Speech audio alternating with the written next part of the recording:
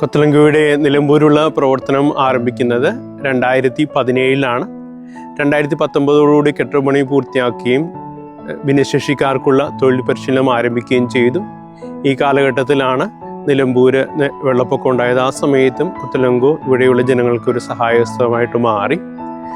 ഈ 2019 മുതൽ 2025 വരെയുള്ള കാലഘട്ടത്തിൽ ഏകദേശം 1000-ഓളം ഭിന്നശേഷിക്കാർക്ക് തൊഴിൽ പരിശീലനം കൊടുക്കുവാനും അതുവഴി അവരെ തൊഴിൽ സാധ്യതകൾ തുറന്നു കൊടുക്കുവാനായിട്ട് സാധിച്ചു. ഈ പ്രവർത്തനങ്ങൾ ചെയ്യുവാനായിട്ട് നമ്മളെ സഹായിച്ച സംഘടനകൾ SCPWD, train, enable India, kill India തുടങ്ങിയ പ്രസ്ഥാനങ്ങളാണ്.